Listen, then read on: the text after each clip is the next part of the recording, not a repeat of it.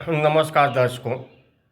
हमारे देश का मणिपुर प्रांत लगभग 1.5 वर्षों से हिंसा में जल रहा है और हमारे देश के प्रधानमंत्री नरेंद्र मोदी ने आज तक मणिपुर का एक भी दौरा नहीं किया है, जबकि हमारे देश के प्रधानमंत्री नरेंद्र मोदी दुनिया के तमाम देशों का दौरा कर चुके हैं।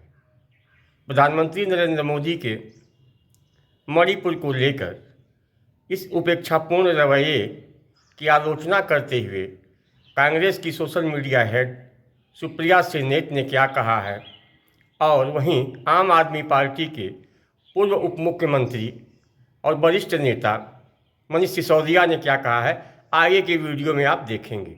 हाँ, एक निवेदन है, यदि अभी तक आपने यूपी टुडे हिंदी के यूट्यूब चैनल को सब्सक्राइब नहीं किया है तो आज ही सब्सक्राइब करें, बेल आइकन को दबाएं। धन्यवाद।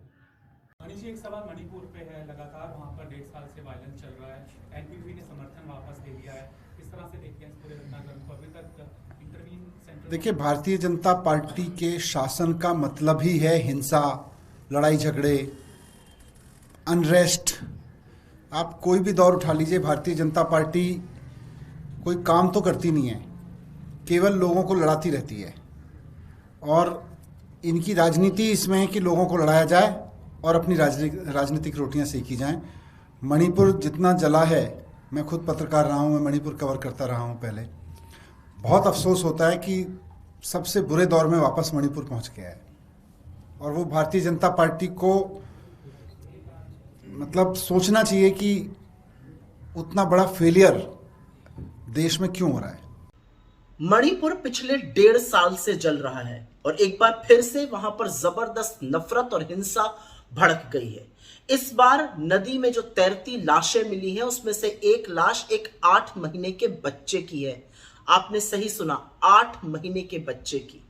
6 महिलाएं और बच्चों की हिंसा के चलते मौत हो चुकी है।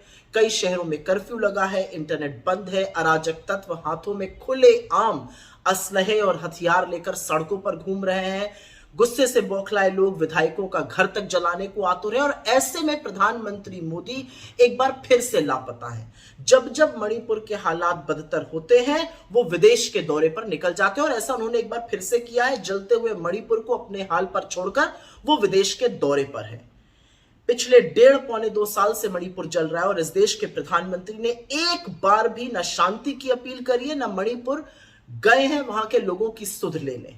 ये देश का एक राज्य है जो जल रहा है, और प्रधानमंत्री को मानो कोई फर्क ही नहीं पड़ता। ये वही मणिपुर है जहां पर वो बड़ी बेशर्मी से वोट मांगने जाते थे, लेकिन अब उनको न मणिपुर की त्रासदी, न वहां फैली हुई नफरत, न वहां फैला हुआ आतंक, न लोगों का दुख दर्द पीड़ा कुछ भी नजर आता है। असलियत यह है कि इस देश को एक रणछोड़ नहीं चाहिए। इस देश को एक ऐसा प्रधानमंत्री चाहिए जो इस समय मणिपुर के लोगों के आंसू पोंछे और उनको यह एहसास और विश्वास दिलाए कि वो उनके साथ खड़ा है, वो उनके हर सुख दुख का साथी है। जो काम बार बार राहुल गांधी जी ने मणिपुर जाकर किया।